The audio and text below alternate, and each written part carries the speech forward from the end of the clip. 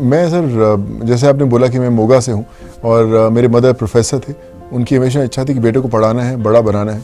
मैं इंजीनियर बना, electronics engineer बना और फिर मैंने एक दिन अपनी मदर से बोला कि मैं एक्टर बनना चाहता हूँ और आप मुझे 1-1.5 साल दीजिए और मैं अगर कुछ बन पाया तो ठीक है, नहीं तो फिर जो फैमिली बिजनेस है, मेरे डैड की कपड़े की शॉप है, अभी भी आज भी पंजाब में आज भी बैठते हो, कि मैं वो आके संभालूँगा और हम लोग कुछ बिज़नेस बढ़ाएंगे।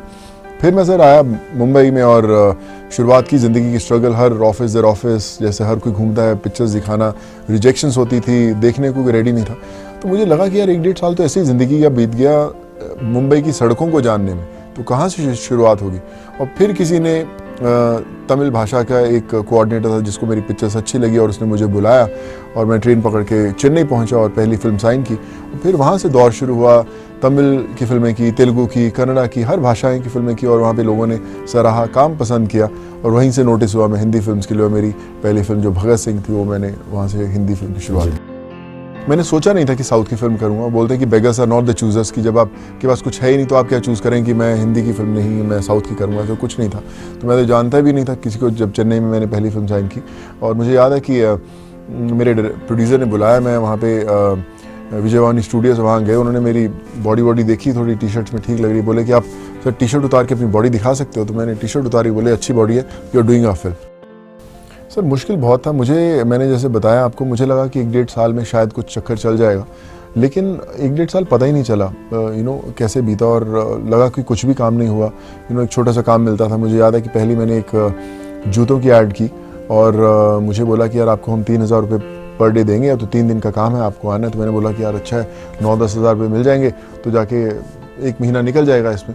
मैं जब सेट पे गया तो मेरे जैसे और 20 लोग खड़े थे बॉडी बिल्डर टाइप, और मैं कहीं दूर कोने में आउट फोकस में मैं भी ड्रम बजा रहा हूँ उनके साथ, और मैं ऐड में दिखाई भी नहीं दिया। आज तक मैंने ऐड देखी, मुझे पता भी नहीं चलता कहाँ पे हूँ। तो मुझे लगा कि यार जो मैं करने आया हूँ ये तो नहीं है, बट आई थिंक ये सर्वाइवल फैक्टर है। जैसे बोलते हैं गाड़ी में थोड़ा सा पेट्रोल डलवा लो, थोड़ी सी आगे चलेगी, फिर आगे चलेगी। तो मैं ये 2-3 साल तो यही करता रहा कि मैं सर्वाइव करता रहा उस शहर में, कि मुझे टिके रहना है, लेकिन मुझे बुरा काम नहीं करना, काम अच्छा करना है। या तो मैं इस इंडस्ट्री में कामयाब होऊंगा, लेकिन अगर मैं नाकामयाब हो गया तो मैं बुरे काम के कारण नहीं होगा कि लोग कहेंगे कि यार ये आया था और इसने अच्छी फिल्म्स नहीं की, अच्छा काम नहीं किया, इसलिए आउट हो गया।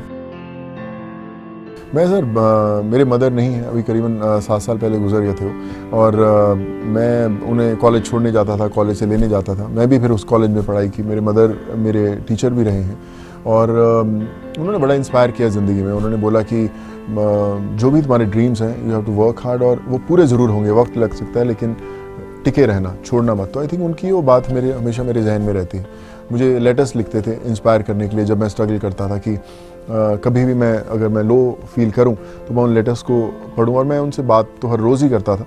तो मैं उनसे कई बार बोलता था कि मामा यार हम लोग रोज़ ही बात करते हैं, तो आप लेटर्स लिखते हो, तो मुझे जब मैं लिखने लगता हूँ तो मुझे समझ नहीं आता कि मैं क्या लिखूँ, कि बात तो आज हो ही गई अपनी।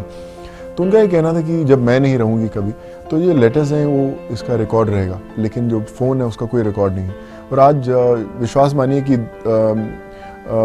2000 से लेके जब मैंने पढ़ाई शुरू की कॉलेज की 92 से लेके 2007 में मेरे मदर गुजरे, उन 15 सालों की सारी चिट्ठियाँ मेरे पास आज भी संभाल के रखी। पूंजी है वो, पूरी पूंजी है, पूरी फाइल में संभाल के रखी। और आज भी जब मैं पढ़ता हूँ तो मुझे लगता है कि मैं उनसे बातें कर रहा हूँ। आज भी वो मुझे इंस्पायर कर रही हैं, और जो आज मैं मुकाम पे पहुँचा हूँ उन्होंने शायद उस समय देख लिया था। आज भी उनकी लेटर्स में उन चीज़ों का जिक्र है कि आज तुम वहाँ पहुँचे और तुम यहाँ पहुँचे।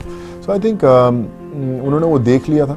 लेकिन हाँ, मेरे डैड अभी भी पंजाब में, मैं आज भी वैसे वही काम करता हूँ। स्कूटर उनका लेता हूँ, पुराना स्कूटर है जो 20 साल पहले था, नया भी लेके दिया लेकिन चलाते पुराना ही है। तो मैं उनके पुराने स्कूटर में मैं भी कई बार निकल जाता हूँ बाज़ार में, उनको घुमाने ले जाते हैं लोग। बस फ़र्क इतना है कि लोग कभी इकट्ठा हो जाते हैं, पिक्चर्स खिंचवा लेते हैं, ऑटोग्राफ्स ले लेते हैं, लेकिन मैं वो जो ज़िंदगी है जिसको मैंने जिया है इतने साल, मैं उसको अभी भी छोड़ने के लिए राज़ी नहीं हूँ। और आज भी मैं वही ज़िंदगी जाके जीता हूँ जब मैं वापस जाता हूँ।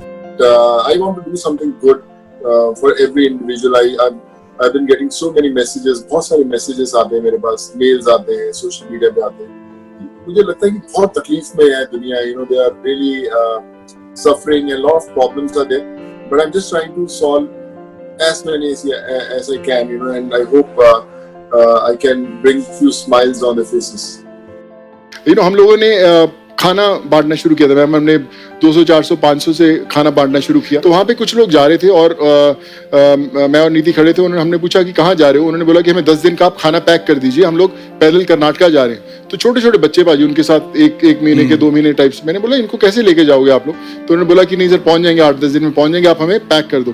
तो मैंने उनसे 2 दिन की मोहलत मांगी कि आप 2 दिन आप रुकिए, मैं 2 दिन में आपको कैसे भी हम सब परमिशन ला के देते हैं, हम समझते हैं कि कैसे करते हैं।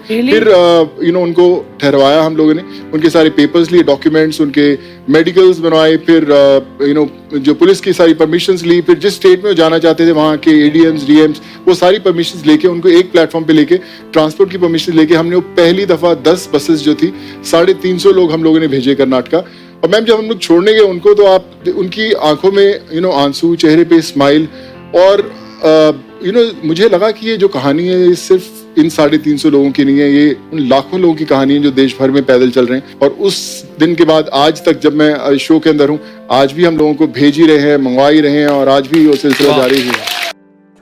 I would love to call myself a common man who has gone through all the troubles in life, all the struggles in life. And now when I see all people struggling, so I just want to be a part of their journey.